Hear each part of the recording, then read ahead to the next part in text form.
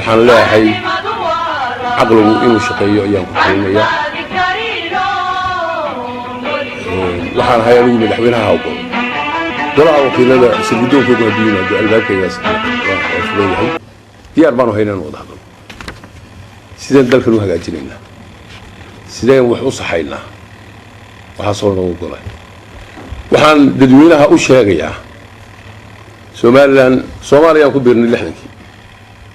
somaliland baan ku dhawaaqnay 91kii sawirkeenu maanta maalin uu ka fiican yahay ma jiro somaliland maanta way wada joogtaa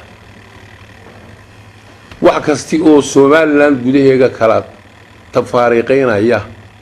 shacbigeena inaan loo sheegin oo inay dhigu raaricin baan kula talinayaa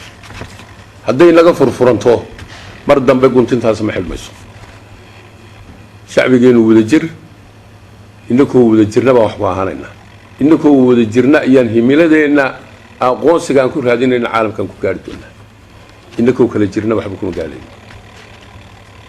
waxaan leeyahay shacbi weynaha ninka idin jecel ee dalkan jecel waxa weeye ka wada jira idin yiraahdo ninka idin nacabi waa ka kala tagay idin yiraahdo waa ka isku kiin diraa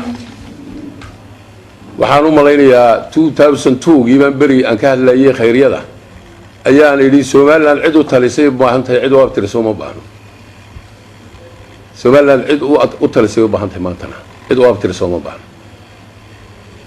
xabad basasha waa qurux badan tahay laakiin haddii la dhilo waxay noqon dabaylaha kala qaada mar dambe la iskuma soo celin karo Somaliland waa in laga ilaaliyaa in loo miiqsiibo